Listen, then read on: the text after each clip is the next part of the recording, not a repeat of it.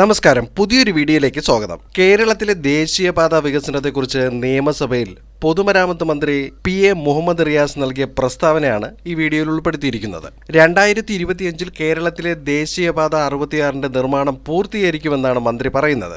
ദേശീയപാത നിർമ്മാണത്തിൽ സ്ഥലം ഏറ്റെടുക്കൽ ചെലവിന്റെ 25% കേരളം വഹിച്ചിട്ടുണ്ട്.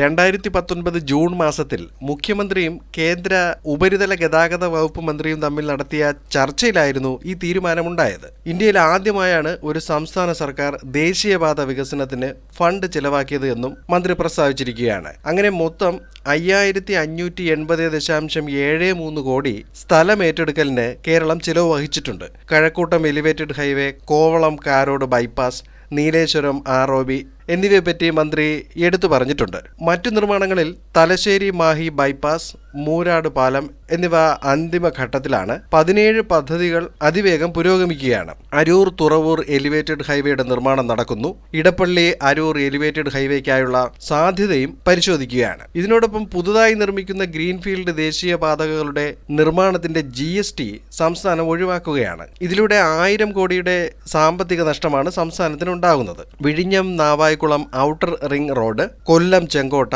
എറണാകുളം ബൈപ്പാസ് എന്നിവയുടെ GSTയും റോയൽറ്റിയും ഒഴിവാക്കുന്നുണ്ട്. ടോൾ വിഹിതത്തിലൂടെയാണ് ദേശീയപാത അതോറിറ്റി നിർമ്മാണങ്ങൾക്കായി വായ്പ എടുക്കുന്നത്. കേരളത്തിൽ നിന്നും കഴിഞ്ഞ വർഷം 460.17 കോടി രൂപ ടോൾ ഇനത്തിൽ ദേശീയപാത അതോറിറ്റിക്ക് ലഭിച്ചു എന്നാണ് കണക്ക്. GST, റോയൽറ്റി എന്നിവ ഒഴിവാക്കിയാൽ കൊല്ലം ചെങ്കോട്ട, എറണാകുളം ബൈപ്പാസ് എന്നിവയുടെ സ്ഥലമേറ്റെടുപ്പും നിർമ്മാണവും പൂർണ്ണമായും ഏറ്റെടുക്കുമെന്ന് കേന്ദ്രം അറിയിച്ചിരുന്നു. തിരുവനന്തപുരം ഔട്ടർ റിംഗ് റോഡ് നിർമ്മാണത്തിൽ GST ഇനത്തിൽ 211 കോടിയും റോയൽറ്റി ഇനത്തിൽ 11 കോടിയും ഒഴിവാക്കിയെങ്കിലും സർവീസ് റോഡ് നിർമ്മാണത്തിനായുള്ള 477 കോടി സംസ്ഥാനം മുടക്കണമെന്ന കേന്ദ്ര നിലപാട് കാരണം അന്തിമ തീരുമാനമായിട്ടില്ല. ഇതിനോടൊപ്പം തിരുവനന്തപുരം അങ്കമാലി ഗ്രീൻഫീൽഡ് ഹൈവേയുടെ അലൈൻമെന്റിന് അംഗീകാരം ലഭിച്ചു എന്ന് ഡീൻ കുര്യാക്കോസ് MPയുടെ പ്രസ്താവനയും വന്നിട്ടുണ്ട്. കാസർഗോഡ് തലപ്പാടി മുതൽ തിരുവനന്തപുരം കഴക്കൂട്ടം വരെയുള്ള 609 കിലോമീറ്റർ ദൂരം വരുന്ന NH66 സിഗ്നലുകളില്ലാത്ത നിർമ്മാണമായിരിക്കുമെന്നാണ് ഇപ്പോൾ വന്ന മറ്റൊരു വാർത്ത.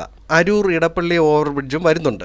റോഡുകളിൽ മീഡിയൻ ഉപയോഗിക്കുന്നതിന് പകരം ജേഴ്സി വാളായിരിക്കും ഉപയോഗിക്കുക. ഇങ്ങനെ വരുമ്പോൾ റോഡുകൾക്കിടയിലെ വേർതിരിവിന് 0.61 മീറ്റർ മാത്രമേ വേണ്ടി വരുന്നുള്ളൂ. മീഡിയനുകൾ കൂടുതൽ സ്ഥലം അപഹരിക്കുമെന്നാണ് കണക്ക്. സ്റ്റീലും സിമന്റും കൊണ്ട് നിർമ്മിക്കുന്ന ബാരിയറുകളായിരിക്കും ഉപയോഗിക്കുന്നത്. 100 കിലോമീറ്റർ വേഗതയിൽ NH66 സഞ്ചരിച്ചാൽ 7 മണിക്കൂർ കൊണ്ട് കാസർഗോഡ് നിന്നും തിരുവനന്തപുരത്ത് എത്താമെന്നാണ് ഇപ്പോൾ പറയുന്നത്. പിന്നെ പൊതുവെ എല്ലാവരും ചോദിക്കുന്ന ഒരു ചോദ്യമുണ്ട്, എത്ര ടോൾ ബൂത്തുകൾ ഉണ്ടായിരിക്കുമെന്ന്.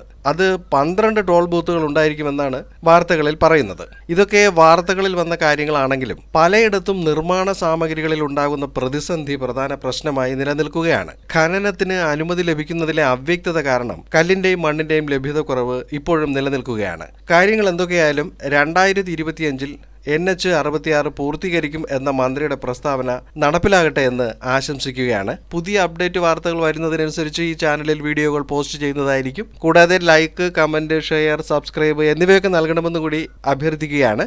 മറ്റൊരു വീഡിയോയിൽ മറ്റൊരു വിഷയമായി വീണ്ടും കാണാം.